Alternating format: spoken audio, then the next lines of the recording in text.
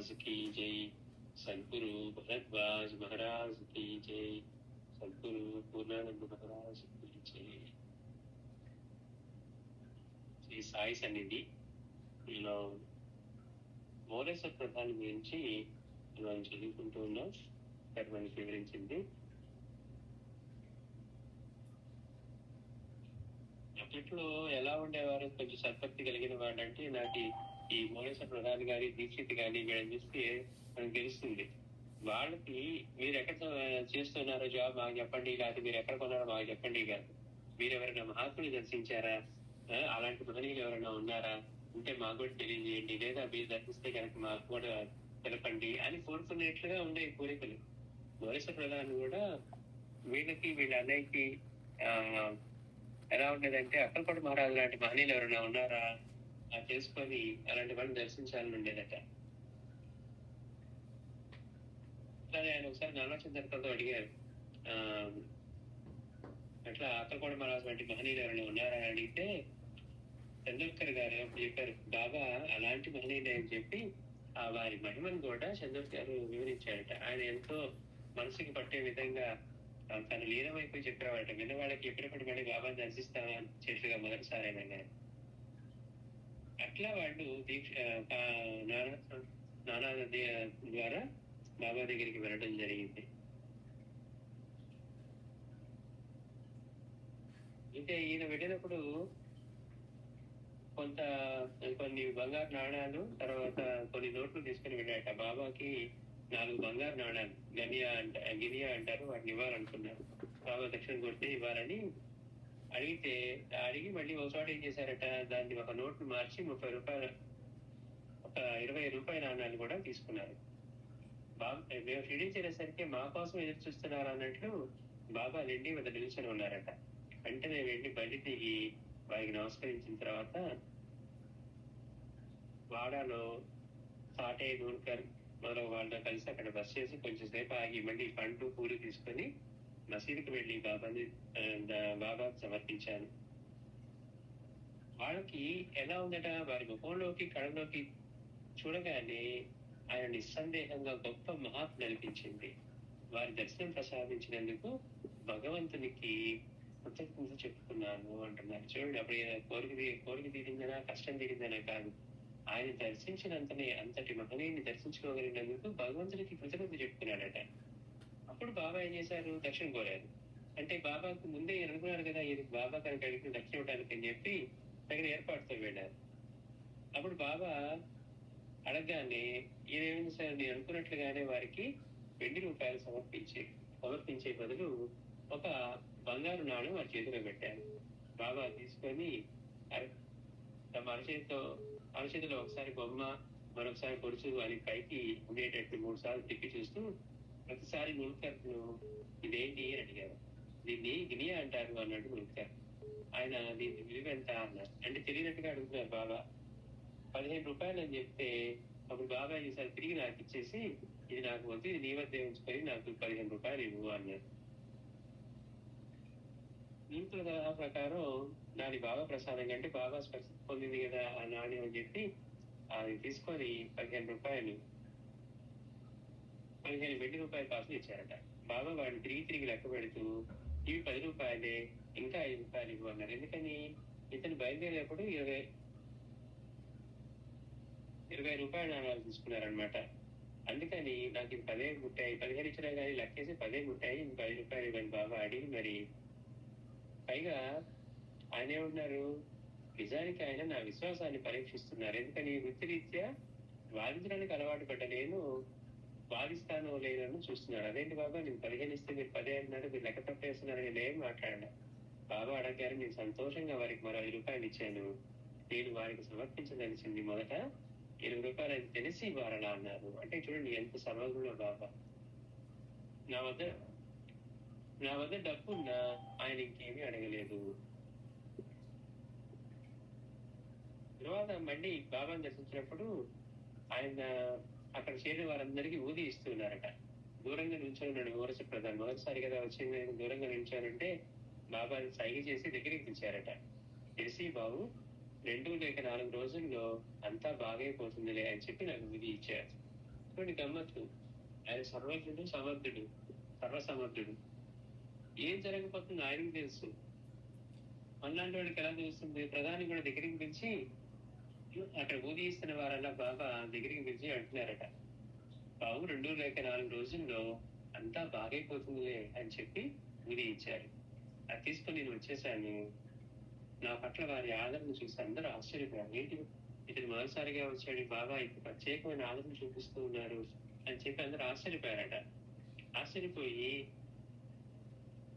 వాళ్ళందరూ, నువ్వేకెందుకు పారాయణ చేస్తావు, బాబా నిన్ను అంత ఇదిగా ఆదరిస్తూ ఉన్నారు, నిన్ను మీ మీద అంత ప్రేమ చూపిస్తున్నారు మొదటిసారి వచ్చినా కానీ అని చెప్పి ఎవరు ఈ నూకరు శ్రీమతి జోగు వీటి వచ్చి మూడస్థ ప్రధాని అడుగుతున్నారట, మీరు ఏ గ్రంథ పారాయణ చేస్తారు, బాబా మిమ్మల్ని ఎంతగా ఆదరిస్తున్నారని. అయితే నేనేం ప్రత్యేకంగా ఏమి చేయనని చెప్పాను.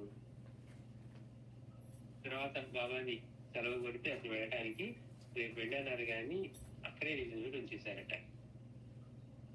ఇటువంటి గమ్మత్ ఏంటంటే మనం కూడా అనుకున్నాం, మనం అట్లా మనం అప్రోచ్ ఉండాలనుకుని వెళ్ళి మన గురువు ఒక 4 రోజులు ఉండమంటే, అబ్బా రేపు అన్ని పనులు ఉన్నాయంటే జాబ్కి వెళ్ళాలి, అది చూసుకోవాలి, ఇది చూసుకోవాలి అనుకుంటాం. కానీ వారి సన్నిధిలో వారు మనకి సన్నిధిని ప్రసాదిస్తూ ఉన్నారు. మన జీవితంలో మర్చిపోలేని రోజులు, క్షణాలు అవే అవుతాయని మనకి అప్పుడు ఆ క్షణంలో ఉండదు. మనకి ఎంతసేపు మన పనులు, మనకి ఏవైతే ప్రాధాన్యమో వాటి మీదే మన దృష్టి ఉంటుంది. కానీ తర్వాత రిలీజ్ అవుతారు అన్నమాట. అట్లానే బాబా మహాసమాధి అయ్యే ముందు కూడా వచ్చిన భక్తులు ఒక్కోసారి కొంతమందిని ఆపేసి ఉంచేవారట. తర్వాత వాళ్ళు అనుకునేవాడు, బాబా ఎంత దయామయుడు, మళ్ళీ తమ భౌతిక సన్నిధి లభించబోదని చెప్పి వాళ్ళ దగ్గర పెట్టుకొని 10 రోజులు వాళ్ళ సాన్నిధ్యాన్ని, అట్లాంటి ఆనందాన్ని ప్రసాదించారు బాబా. తర్వాత వాళ్ళు తెలుసుకునేవారు అనమాట.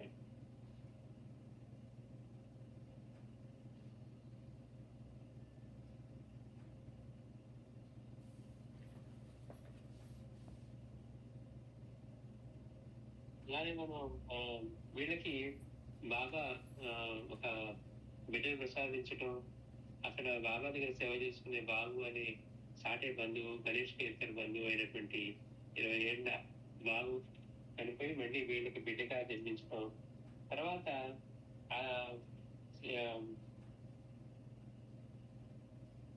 ఆవిడ బాబాకి తమ ఎలువైపుగా ధాన్యం అవి సమర్పించాలని అవన్నీ తీసుకుని సమర్పించినప్పుడు బాబా వాటిని ఎంతో ఇదిగా స్వీకరించి ఆ పిల్లవాడిని చూస్తూనే బాబా అన్నారంట, ఏంటి బాబు అంటే విసుగుకు వెళ్ళిపోయావా అనగానే ఎక్కరా నవ్వారట.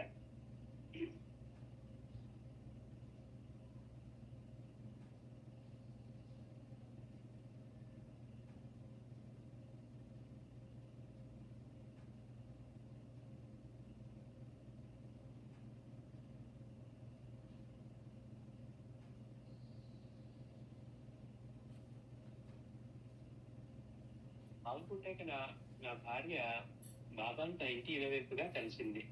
మా వంశాచారం ప్రకారం ఇంటి కోడలు బిడ్డను కన్నాక గోధుమలు, కొబ్బరికాయ, పండ్లు, పొంగును కట్టుకుని వెళ్ళి అత్తవారి ఇంటి ఇరువైపుకు సమర్పించాలి. ఆ రీతి నేను నా భార్య బాబాను దర్శించింది. ఆయన సంతోషంగా ఆ నివేదన అందుకొని పల్లెలో పెట్టి బాబుని ఎత్తుకుని ఎంతో ప్రేమతో, బాబు నువ్వు ఎక్కడికి వెళ్ళావు, నా మీద కోపం వచ్చిందా లేక విసుగు పుట్టిందా అన్నా. తమ సంతోషానికి చిహ్నంగా ఆయన 2 రూపాయలకు బర్ఫీ అంటే మిఠాయి కొని అందరికీ పెంచారు. ఇది జరిగింది 1912లో. అంటే బాబా తమను ఆశ్రయించిన భక్తుల్ని మళ్ళీ మరు జన్మంలో మనం ఎప్పుడు చెప్తూ ఉండేవారు, రాత్రంతా బాగా నిద్రపోకుండా తర్వాత భక్తులు ఏం చెప్పారు, రాత్రంతా తాము ఏం చేసింది, మరణించిన తమ భక్తుల్ని మళ్ళీ ఏ తల్లి గర్భాల్లో ఉంచింది, మళ్ళీ వాళ్ళు ఎలాంటి జన్మనిచ్చింది, ఇవన్నీ బాగా చెప్తూ ఉండేవారు. ఇవన్నీ అర్థం కానీ అప్పుడు మనకి అర్థమయ్యేది కాదనమాట. అంటే బాబా చెప్తూ ఉన్నా కానీ ఇక్కడే కూర్చొని ఉన్నారు బాబా, ఇవన్నీ ఎప్పుడు చేస్తూ ఉన్నారు, ఎలా చేస్తూ ఉన్నారు. ఇక్కడ ప్రత్యక్షంగా బాబు గురించి ఆయన హెచ్చరిస్తూ ఉన్నారు. తర్వాత శ్రీమతి ప్రధాని చూపించి బాబా అంటున్నారు, ఈవిడ బాబు తల్లి, బాబు తల్లి అని. అలానే కొద్ది రోజుల్లో బాబు మరణించడం, గణేష్ 20 ఏళ్ల బాబు మరణించడం, మళ్ళీ తర్వాత శ్రీమతి ప్రధానికి బిడ్డగా పుట్టడం, బాబా రాగానే మళ్ళీ ఆ పేరుతోటే పెట్టి పిలిచి ఎక్కడికి వెళ్ళావు, నా మీద కోపం వచ్చిందా లేక విసుగు పుట్టిందా అని బాబా అనడం. ఇవన్నీ తెలియ అంటే మనకి మన జన్మల్ని మనతోనే ఉంటారు. మన యొక్క శ్రేయస్సు కోసం ఏం చేయాలని చేస్తూ ఉంటారు. మనమేమో తాత్కాలికమైన కోరికల కోసమో కష్టాల కోసమో మన దృష్టి వారి మీద పెడతాం. కానీ ఆయన మాత్రం మనల్ని ఈ జన్మలోనే కాదు అన్ని జన్మలతోనూ మనతో తోడు ఉండి మనకి అటు ఉన్నతి కనకాలం చూస్తుంటారు. అందుకే బాబాయ్ అన్నాడు, నాకు ఇచ్చిన ప్రతి పైసాకి భగవంతునికి లెక్క చెప్పుకోవాలి అని అన్న మాట అదే అనమాట. అట్లానే ఒకరోజు షిరిడి గ్రామం ప్రాకారానికి ఆత్మతోరణం చెప్పి దీన్ని పునరుద్ధరించిన వారికి ఆశీర్వచనం లభిస్తుంది అన్నారు. వెంటనే నా భార్య ఆ సేవలు కోరింది. ఎంత ప్రధానం చెప్తూ ఉన్నాడు. ఆయన అనుమతించారు. ఆ పని చేయించమని నా ఆలోచన దొరికరకు 600 రూపాయలు ఇచ్చాను. మరొక రోజు బాబు కోసం ఒక అందమైన బంగ్లా సిద్ధంగా ఉన్నది అన్నాడు. అంటే ఆ పిల్లవాడి గురించి చెప్తూ బాబా సూచనగా చెప్పేవారు అనమాట. బాబు కోసం ఒక అందమైన బంగ్లా సిద్ధంగా ఉన్నది. వారి భావం గుర్తించిన 6 మాసాల్లో మేము ఇప్పుడు నివసిస్తున్న బంగ్లా కొన్నాను అన్నారు.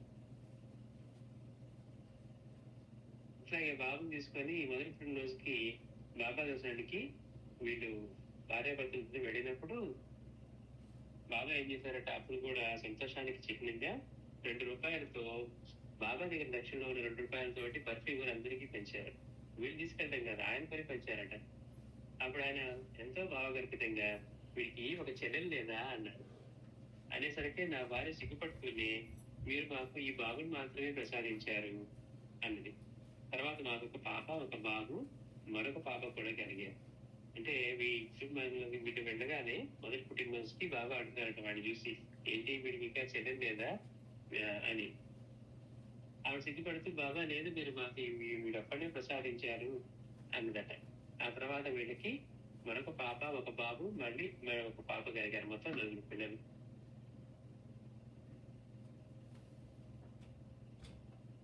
అట్లాగే ఈ బాబు యొక్క మొదటి పుట్టినరోజున ఈరోజు శ్యామ వాళ్ళ ఇంట్లో అందరికి విందు ఏర్పాటు చేసినప్పుడు బాలాబాట ఆ విందుకు రాలేదు. ఎందుకని? ఆయన ఇవాళ నేను ఉపవాసం ఉన్నాను అని చెప్పి రాలేదట. సరే వెళ్ళి బాబాని దర్శించగానే బాబా అడుగుతున్నారు బాలబాటని, బాబు ఇంట్లో భోజనం చేసావా అని అడిగారు. అడిగితే గురువారం నేను బయట ఎక్కడ భోజనం చేయకూడదు నా నియమం అని. అంటే మనం కూడా నియమాలు పెట్టుకుంటూ ఉంటాం కదా, మనం నియమం బ్రేక్ చేయకూడదు అనుకుంటూ ఉంటాం. అలాంటప్పుడు ఇప్పుడు బాబా ఏం చెప్తాడో మనం తెలుసుకోవాలి. గురువారం నాడు బయట ఎక్కడా భోజనం చేయకూడదు అన్నది నా నియమం, అందుకని వెళ్ళలేదు బాబా అని. అంటే ఆ నియమం ఎవరి ప్రీతి కోసం అని అడిగారు బాబా. మీ ప్రీతి కోసమే అన్నాడు అప్పుడు. అలా అయితే బాబు ఇంట్లో నువ్వు భోజనం చేసిరా అన్నారు బాబా. అట్లా సాయంత్రం 4 గంటలకు మళ్ళీ బాటే వచ్చి మాతో పాటు భోజనం చేశారు అని చెప్పి ప్రధానం. మనం దేనికోసం పెట్టుకున్నాం అంటే బాబా యొక్క ప్రీతి కోసమే. మనం ఉపవాసం చేస్తూ ఉన్నాం, లేకపోతే నియమం పెట్టుకున్నాం అంటే అది ఎవరి ప్రీతి కోసం అంటే మన గురువు కోసం. అందుకని గురువుగా చెప్పిన తర్వాత ఇంకా మళ్ళీ దానికి వేరే ఆలోచన చేయకుండా అట్లానే ఆయన వెళ్ళి భోజనం చేసుకొచ్చాడు అనమాట. ఆ తర్వాత ఒకప్పుడు శాంతాక్లాస్ నా భార్యకు బాబా స్వప్న దర్శనం ఇచ్చి ఆమె చేత పాద పూజ చేయించుకున్నారు. ఇప్పుడు ఎంత అదృష్టవంతురాలు. బాబా ఆవిడికి ఒకసారి స్వప్న దర్శనం ఇచ్చి ఆమె చేత పాద పూజ చేయించుకున్నారట. అది బాబా సందేశం అని చెప్పి నారాచంద్రకరావుకు వెండి పాదుకలు తీసుకుని షిరిడి వెళ్ళమని చెప్పారు. నీకు బాబా స్వప్నంలో కనపడి పాద పూజ చేయించుకున్నారు కనుక నువ్వు వెండి పాదుకలు తీసుకుని షిరిడి వెళ్ళు అని చెప్పి చంద్రకర్ చెప్పారట. ఆమె షిరిడి చేరి మసీదుకి వెళ్ళేసరికి అంతవరకు కాళ్ళు ముడుచుకొని కూర్చున్న బాబా తమకైతే ఆమె కాళ్ళు ముందుకు చాపి ఆ పాదుకలు ఈ పాదాలపై పెట్టి పూజించుకో అన్నారు. అంటే బాబా ఆయన కావాలని ఇచ్చిన స్వప్నం అనమాట. ఆ స్వప్నంలో ఆయన పూజ చేయించుకోవడం అండి. తర్వాత అట్లాగే ఈవిడ నల్లచంద్రకర్ చెప్పిన మాటను బట్టి బాబా కోసం వెండి పాదుకలు తీసుకువెళ్తే అప్పుడు దాకా కాళ్ళు ముడుచుకొని కూర్చొని బాబా కాళ్ళు చాపి తెచ్చినటువంటి ఆ వెండి పాదుకలు ఈ పాదాలపై పెట్టి పూజించుకున్నారు. అలా చేయగానే నానా సాహెబ్ ఆయన ఈ తల్లి చూడు నా పాదాలు కోసి తీసుకువెళ్తుంది అని పాదుకలు ఆమె చేతికిచ్చారు. అంటే ఈ ఊరికే పాదుకలు అనుకుంటున్నావేమో అనే భావంతో వెండి పాదుకలు తీసుకొచ్చిన ఊరికే బాబా స్పర్శతో వచ్చే వెనక అనుకుంటున్నాయేమో, కాదు ఇవి నా పాదాలే అని చెప్పడం కోసం బాబా అంటున్నారు. సందర్భంతో అంటున్నారట, ఈ తల్లి చూడు నా పాదాలు కోసి తీసుకెళ్తోంది అని ఆ పాదుకలు ఆమె చేతికిచ్చారు. అప్పటి నుండి నిత్యం ఆ పాదుకలను పూజించుకుంటూ ఉన్నది.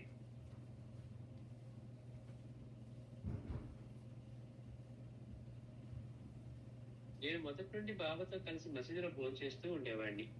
బాబా తమ చేత్తో మా పళ్ళాలు పాత్రలతో ఎంతో ఎక్కువగా భోజనం వడ్డించేవారట. బాబాని మీద పాత్ర తీసుకొచ్చి భోజనం చేస్తూ ఉంటే ఆయన వాళ్ళ చేతితోటి వీళ్ళ పళ్ళాల్లోనూ పాత్రలను కూడా ఎంతో ఎక్కువ భోజనం వడ్డించేవారట. అది పారేయడం ఇష్టం లేక నా మేనకోడలు బసీనికి వచ్చి అందులో 3 వంతులు ఇంటికి తీసుకుపోయేది. అంటే బాబా వీడికి ఎంతెంత పెట్టేవారు అంటే అందులో నుంచి 1/4 వంతు మాత్రమే వాళ్ళు తినగలిగేవారు. మిగిలిన 3 వంతులు వీడి మేనకోడలు వచ్చి ఇంటికి తీసుకువెళ్ళేదట. అదే నా కుటుంబం అందరికీ సరిపోయేది. బాబా ప్రసాదం వాడి వంట చేసుకునే పని లేదు. అట్లాగే బాబా వీళ్ళకి పెట్టిన వీళ్ళ పళ్ళాల్లో పెట్టింది ఎంత పెట్టేవాళ్ళు, ఎంత వడ్డించేవాళ్ళు అంటే పాత్రల్లో కానీ పళ్ళాల్లో కానీ అంతగా ఆయన పెడుతూ ఉంటే అది వాడి పడేయడానికి మనసు ఒప్పక వాళ్ళ మేనకోడలు ఇంటికి పంపించేవారంట. అది ఆ కుటుంబం అంతటికీ సరిపోయేది అంటున్నారు. అయినా నేను భోజనం చేశాక ఇక రాత్రికి కూడా ఆకలి అయ్యేది కాదు. భోజనం అయ్యాక బాబా తప్పనిసరిగా పండ్లు మొదలైనవి అందరికీ పెట్టేవారు. తర్వాత బాబును నాతో కూడా భోజనానికి తీసుకెళ్ళినప్పుడు వాడికి వంటకాల మీద ప్రీతి లేకపోవడం గమనించి బాబా మొదలు పండ్లే పెట్టేవాడు. అలా అయితే బాబు కడుపు నిండా తింటాడని బాబా అలా చేసేవాడు. ఈ బాబుకేమో మామూలు వంటకాల మీద ప్రీతి లేదు కదా, అందుకని అతనికి బాబా బాగా ఎక్కువగా పండ్లు పెట్టేవారట. అట్లా చేస్తారన్న వాడి కడుపు నిండుతుంది, వాడు ఎక్కువగా తింటాడని. నాకు ఇంకా పిల్లలు కలిగాక భోజనానికి ముగ్గురిని మసీదు తీసుకుని వెళ్ళేవాడిని. బాబుకు సంవత్సరం నిండాక ఒకసారి ప్రమాదంగా జబ్బు చేసింది. మా ఇంట్లో మాధవ భట్ అనే తెలుగు బ్రాహ్మణుడు పూజ చేస్తూ ఉండేవాడు. ఈ మోరేశ్వర ప్రధాన దగ్గర వారి ఇంట్లో మాధవ భట్ అనే అతను పూజ చేస్తూ ఉండేవాడట. ఒకసారి ఈ బాబుకి బాగా ప్రమాదంగా జబ్బు చేసింది. బాబు ఆరోగ్యం కోసం మమ్మల్ని దత్తస్వామికి మొక్కుకోమని చెప్పి అతను అహర్నిశలు మడి కట్టుకుని శివ పూజ, రుద్రాభిషేకం చేస్తూ ఉన్నాడు. ఈ మాధవ్ భట్ ఈ బాబుకి ఆరోగ్యం బాగోక తీవ్రంగా ప్రమాదం చేసినప్పుడు ఈయనేం చేశాడట, మీరు దత్తస్వామికి మొక్కుకోండి అని చెప్పి వీరి తరఫున ఆయన అహర్నిశలు మడి కట్టుకొని శివ పూజ, రుద్రాభిషేకం చేస్తున్నాడు. అయినా కానీ బాబుకి జ్వరం పెరిగింది. మేము బాబా అన్న ముస్లింని పూజిస్తున్నందుకు శివుని ఆగ్రహం వల్ల బాబుకు జబ్బు చేసిందని అతని భావం. ఇతనేంటి బ్రాహ్మణుడు, చక్కగా దత్తస్వామి శివుడికి వేడుక పూజిస్తూ ఉన్నాడు. ఈ ప్రధానంతో అంటున్నారు, మీరు మన హిందూ దేవతను వదిలి బాబాని ఆయన పట్టుకొని మీరు ఆయన పూజించడం వల్ల శివుడికి కోపం వచ్చింది, ఆ ఆగ్రహం వల్ల బాబుకి ఇలా జబ్బు చేసింది అని అంటూ ఉండేవాడట. అతనికి ఒకనాటి రాత్రి ఒక స్వప్నం వచ్చింది. మాధవ భక్తి బాబా వంటి ముస్లిం ఒక చేతిలో కర్ర పట్టుకొని నా మంచం వద్దకు వచ్చి నన్ను నిద్రలేపాక అతనితో, నీకేం తెలుసు, ఈ ఇల్లు నాది, ఈ బిడ్డనిచ్చింది నేనే, ఈ బాబు కొట్టిన జబ్బు నువ్వు తగ్గించగలనుకుంటున్నావు, ఈ బిడ్డ నావాడు, నీకు ఇప్పుడే నిరూపిస్తాను చూడు అంటూ బిడ్డకి పైకి వెళ్ళాడు. ఇతనికేంటి, వీళ్ళందరూ ఈ ఇంట్లో వాడు బాబా అని ఆయన పట్టుకొని పూజిస్తూ ఉన్నారు, ఆయన ముస్లిము, అందుకని మన హిందూ దేవతలను ఎవరిని పూజించట్లేదు, అంతని శివుడికి కోపం వచ్చి ఈ పిల్లవాడికి ఇట్లా జబ్బు చేసింది అని చెప్పి ఇతని భావం ఉంటే, ఇతనికి ఒక రోజు స్వప్నంలో బాబా లాంటి ఫకీర్ ఒకరు కనపడ్డారట. కనపడి చేతిలో కర్ర పట్టుకొని ఇతని మంచం దగ్గరికి వచ్చి అంటూ ఉన్నారట, నీకేం తెలుసు, ఈ ఇల్లు నాది, ఈ బిడ్డనిచ్చింది కూడా నేనే, ఈ బాబుకు వచ్చిన జబ్బు నువ్వు తగ్గించగలనుకుంటున్నావు అంటే ఆయన అహర్నిశలు జపం ఎవరి చేస్తూ ఉన్నాడు బిడ్డకి తగ్గడం కోసం. అందుకని బాబా అంటున్నారు, ఈ బాబుకు వచ్చిన జబ్బు నువ్వు తగ్గించగలనుకుంటున్నావు, ఈ బిడ్డ నావాడు, నీకు ఇప్పుడే నిరూపిస్తాను చూడు అంటూ ఏం చేశారంటే బాబా మెట్లెక్కి పైకి వెళ్ళారు. మాధవ్ భట్ వెంటనే నిద్రలేచి మా మెడ మీదకి వచ్చి బాబా పట్టం చూసి తనకు స్వప్న దర్శనం ఇచ్చింది వారేనని గుర్తించి, నా స్వప్నం కనుక నిజమైతే బాబుకు జ్వరం సాయంత్రం 4 గంటల్లో తగ్గిపోవాలి, అలా అయితే మీరు దత్తాత్రేయుడని నమ్ముతాను అంటే ఇతనికి ఆ స్వప్నంలో కనపడి బాబా ఏం చేశారు, ఇప్పుడే తగ్గిస్తాను చూడు అని చెప్పి బాబా మెట్లు ఎక్కి పైకి వెళ్ళారట. పైకి వెళ్ళేసరికి ఇతనికి మెలకు వచ్చి పైకి వెళ్ళి చూస్తే అక్కడ బాబా పటం ఉంది. అంటే మనకి ఇంట్లో బాబా పటం ఉంటే బాబా ఉన్నట్లు అంటానికి ఎందుకంటే ఇండస్ట్రీ ఏం కావాలి, అట్లా ఇతనికి వెంటనే అర్థమైపోయింది. అందుకని అతను అంటున్నాడు, నా స్వప్నం కనుక నిజమైతే బాబుకు జ్వరం సాయంత్రం 4 గంటలకల్లా తగ్గిపోవాలి, అలా అయితే గనక మీరే దత్తాత్రేయుడని నమ్ముతాను. షిరిడి వచ్చి మీకు 108 రూపాయలు దక్షిణ సమర్పించుకుంటాను అన్నాడు మీరింట్లో ఉండేటువంటి ఈ మాధవ్ భట్ అనే బ్రాహ్మణుడు. అట్లా మొక్కున్నాడట బాబా పటం ముందు. గంట సేపట్లోగా బాబుకి జ్వరము తగ్గిపోయి తాడుగా ఉన్నాడు. అంటే వెంటనే తగ్గిపోవాలా, గంట తాను ప్రార్థిస్తే అతనికి గంటలోనే తగ్గిపోయాయి. దత్తాత్రేయుడే సాయిబాబాని విశ్వసించి భట్ త్వరలో షిరిడి వెళ్ళాడు. మొక్కున్నాడు కదా, మీరు కనుక దత్తాత్రేయుడు నమ్ముతాను, ఈ బాబు కనుక వెంటనే తగ్గిపోతే అని. అట్లా దత్తాత్రేయుడే సాయిబాబాని విశ్వసించి భట్ త్వరలో షిరిడి వెళ్ళాడు. అతను చూస్తూనే బాబా ప్రక్కవారితో, వీడు నన్ను కుక్క పిల్లి ముస్లిం అంటూ నిందిస్తాడు అన్నాడు. చూడు గమ్మత్. అంటే ఏంటి, మనసులో సాయినాథుడు బాబా ముస్లిం అనే భావం, అతనేమో సద్బ్రాహ్మణుడు అని చెప్పి హిందూ దేవతను పూజిస్తూ ఉన్నాడు కదా. అందుకని ఇతను రాగానే బాబా అంటారట, వేరే మాట చెప్పకుండా బాబా పక్కవారితో, వీడు నన్ను కుక్క అని పిల్లి అని ముస్లిం అని అట్లా నిందిస్తూ ఉంటాడు అన్నారు. వారి సర్వకత్వానికి ఆశ్చర్యపడి భట్ ఆయన పాదాల మీద పడి నమస్కరించి 108 రూపాయలు దక్షిణ సమర్పించాడు. చూడండి గమ్మత్తు. ఇతను మొదటిసారి బాబాని చూడండి, బాబా దగ్గర రావటం. ఇతనిలోని భావాలన్నీ బాబా పట్ల ఇతనికి అంతకు ముందున్న ఉన్నటువంటి భావాలన్నింటినీ బాబా ఇక్కడ వాళ్ళతో చెప్తూ ఉన్నారు. వీడు ఎప్పుడు నన్ను నిందిస్తూ ఉంటాడు, ఎవరు నిందిస్తాడట, కుక్క అని పిల్లి అని ముస్లిం అని నిందిస్తూ ఉంటాడు అని చెప్పేసరికి అతను ఆశ్చర్యపోయాడు. బాబా యొక్క సర్వజ్ఞత్వానికి అతను ఆశ్చర్యపడి, ఆల్రెడీ బాబా వల్ల ఈ అనుభవం కలిగిన తర్వాత ఇక వెంటనే ఆ అనుమానాలు కూడా పోయాయి కదా, వెంటనే బాబా పాదాల మీద పెట్టి ఆయన ఎట్లయితే మొక్కుకున్నాడు, బాబా నా ఈ బిడ్డ కనుక జ్వరం తగ్గితే నేను షిరిడి వచ్చి దర్శించుకొని 108 రూపాయలు దక్షిణ సమర్పిస్తానని చెప్పినట్లుగానే బాబా పాదాలను పడి నమస్కరించి 108 రూపాయల దక్షిణ సమర్పించాడు. సాయి నవ్వుతూ శ్యామతో, ఈ భట్ రోజుకి నన్ను ఎన్నిసార్లు పూజిస్తూ ఉంటాడో అన్నారు. చూడండి ఎంత గమ్మత్తు. అంటే ఇది పూజించే అందరూ కూడా ఆయన స్వరూపాలే, సకల దేవతా స్వరూపం అన్నట్టుగా ఓ పక్క నుంచి వ్యక్తి రూపంగా తీసుకొని నన్ను నిందిస్తూ ఉన్నాడు. ఏమని, ఈయన ముస్లిం ఫకీరు, ఈయన ఒక కుక్క పిల్లి అని ఇట్లా ముస్లిం అని నిందిస్తూ ఉన్నాడు. కానీ మళ్ళీ బాబా ఏమంటున్నారు, అతను ఎప్పుడైతే వచ్చి నమస్కారం చేసి దక్షిణ సమర్పించాడో ఆ తర్వాత అంటూ ఉన్నారు, ఇతను నన్ను రోజుకి ఎన్నిసార్లు పూజిస్తూ ఉంటాడు. అంటే ఇతను చేసే రోజు అనుష్ఠానం పూజ ఇవన్నీ కూడా నాకే చెందుతున్నాయి, ఆయన పూజించేది నన్నే, అన్ని రూపాల్లో ఉన్నది నేనే, సకల దేవతా స్వరూపం అని చెప్పి. అంటే వేరు రూపాల్లోంచి ఆయన పూజిస్తూ ఉన్నారు. బాబా రూపంగా ఇతనికి తెలియకపోవటం వల్ల ఆయన ముస్లిం అనే భావంతో ఇతను సంబ్రాహ్మణుడు అయి ఉండటం వల్ల ఇలాంటి మాటలు మాట్లాడుతూ ఉన్నాడని చెప్పారు. అందుకని మళ్ళీ సామత అంటూ ఉన్నంత బాబా నవ్వుతూ, ఈ భట్టు రోజుకి నన్ను ఎన్నిసార్లు పూజిస్తూ ఉంటాడు అన్నారు. అతను అక్కడ ఎక్కువ దక్షిణ సమర్పించడాన్ని శ్యామ అనగానే సాయి ఈ సొమ్ము అతనికి ఒక లెక్కలోని తర్వాత ఇతను దీనికి 10 రెట్లు ఇస్తాను అంటే ఇతను 108 రూపాయలు దక్షిణ సమర్పించాడని శ్యామ అన్నాడట బాబాతో. బాబా అతను దక్షిణ ఎక్కువ సమర్పించాడు అని అంట. అతను ఎక్కువ దక్షిణ సమర్పించాడు శ్యామ అనగానే బాబా అన్నారు, ఈ 108 రూపాయలు అతనికి ఒక లెక్కలోని దాన్ని, తర్వాత అతను దీనికి 10 రెట్లు ఇస్తాడు, ఇంతే కాదు ఇంకా అతను ఎక్కువ ఇస్తాడు అన్నారట. నిజమే. బట్టి తన మనసులో తనకు ఒక సంవత్సరంలోగా కొడుకు కలిగితే ఆయనకు 1000 రూపాయలు దక్షిణ సమర్పించుకుంటానని మొక్కుతాడు. అంటే ఈ బాధ బట్టి ఇంకా పిల్లలు లేరు. అందుకని తనకి కనుక కొడుకు కలిగితే బాబాకి 1000 రూపాయలు, బాబా మొదటే అంటున్నారు, ఈ 108 రూపాయలు ఒక లెక్క, దీనికి 10 రెట్లు ఇస్తాడు అని అన్నారు. అట్లానే ఇతని మనసులో బాబాకి ఏం నమస్కరిస్తున్నాడు, బాబా నాకు కనుక ఒక కొడుకు కలిగితే ఒక సంవత్సరంలోగా బాబాకి 1000 రూపాయలు దక్షిణ సమర్పించుకుంటానని మొక్కుకున్నాడు. అట్లాగే సంవత్సరంలోగా భట్టుకి పుత్రుడు కలిగాడు. అతను సాయికి 1008 రూపాయలు దక్షిణగా సమర్పించుకున్నాడు. ఎందుకని బాబా అన్నాడు కదా 10 రెట్లు ఇస్తాడని. అట్లాగే 1000 రూపాయలు అనుకున్నా కానీ ఒక 1008 రూపాయలు బాబాకి దక్షిణగా సమర్పించుకున్నాడు.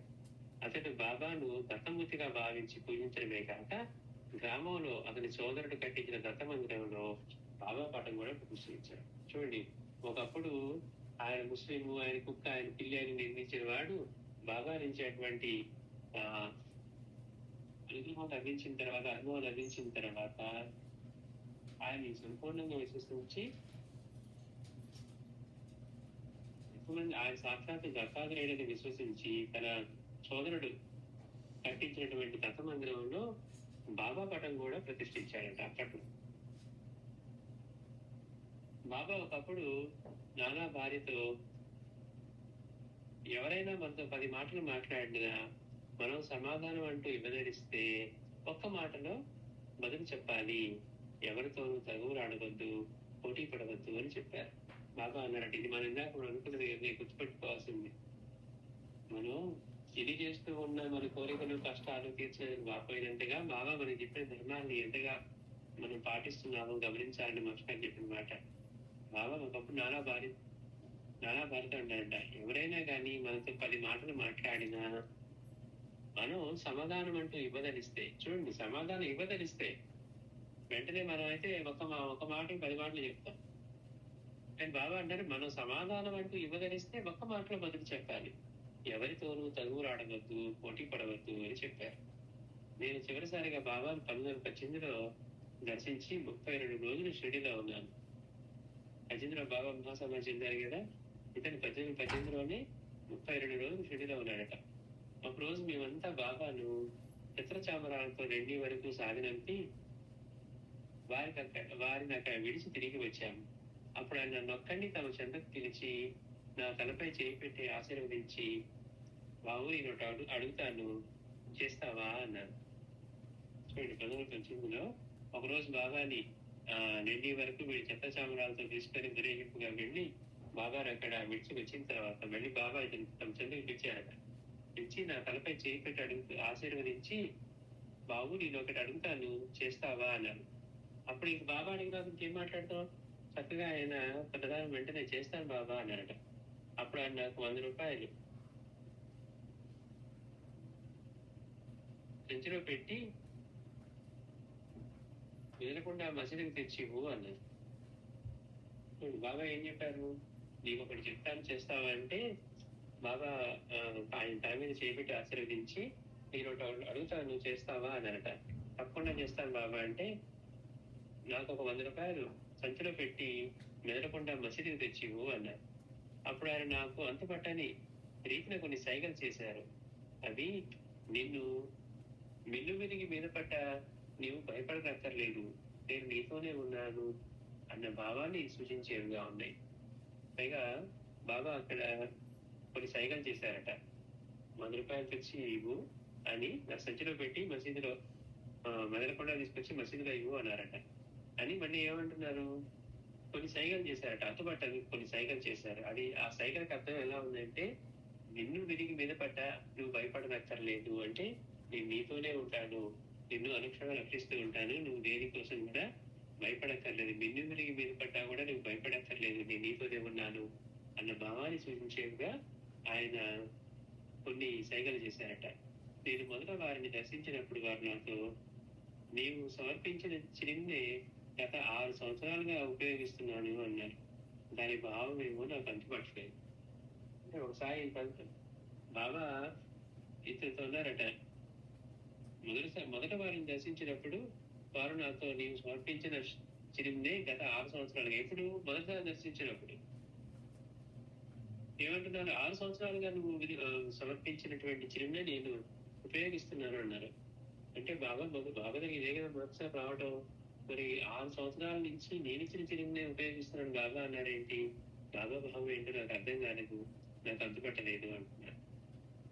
1916లో షిరిడీలో మూటి 2వ వివాహం చేసుకున్నప్పుడు నేను అక్కడే ఉన్నాను. శ్రీమతి ప్రధాని ఇలా రాసింది, ఒకసారి మా బాబుకి టైఫాయిడ్ జ్వరం వచ్చి అప్పుడే తగ్గింది. ఆ స్థితిలో వాడిని ప్రయాణం చేయించకూడదని డాక్టర్ చెప్పాడు. అయినా షిరిడీ తీసుకువెళ్ళాం. రైల్లో వాడు అస్వస్థతగా ఉన్నాడు. మా బాబు లేచి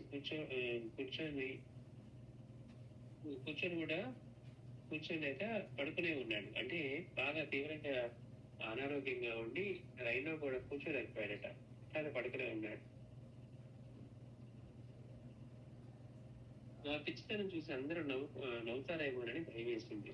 అంటే అంత ఆరోగ్యం బాగోపోయినా లెక్క చేయకుండా ఎందుకు అంత ఇట్లా రైల్లో తీసుకుని షిరిడీ పెట్టాలి అని అందరూ నవ్వుతారేమో అని భయం వేసింది. మేము బాబా సైన్కి చేరగానే వాడు లేచి నిల్చున్నాడు. అప్పుడు దాకా రైల్లో కూర్చోడానికి కూడా ఓపిక లేని వాడు బాబా సన్నిధికి రాగానే లేచి నిల్చున్నాడట.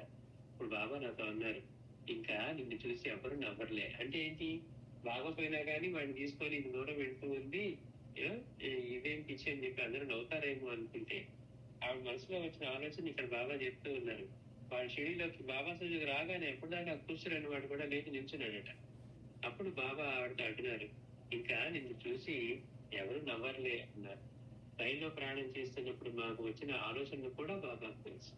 అయితే వాళ్ళు చూడండి, ప్రతి ఒక్క భక్తుడికి ఎలాంటి అనుభవాలు ఇచ్చారు బాబా అంటే, ఎవరు ఎక్కడ ఉన్నా కానీ ప్రతి ఒక్కళ్ళ ఆలోచనలు బాబాకు తెలుస్తూ ఉంటే, బాబా ఎప్పుడు మనతోనే ఉండి మనల్ని గమనిస్తూ మనల్ని రక్షిస్తూ ఉన్నారు అనే అనుభవం బాబా ప్రసాదించేవారు అనమాట.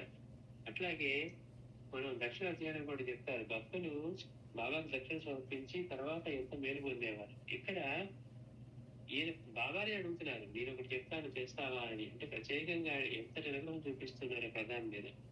పిలిచి తల మీద చేపెట్టి ఆశీర్వదించి, నేను చెప్తాను చేస్తావా అంటే, అలాగే బాబా అంటే ఒక సంచిలో 100 రూపాయలు పెట్టుకొని కామ్గా తెచ్చి మసీదులో గొడవ చేయకుండా ఇవ్వాలి, మెదలకుండా తెచ్చి ఇవ్వు అన్నారు.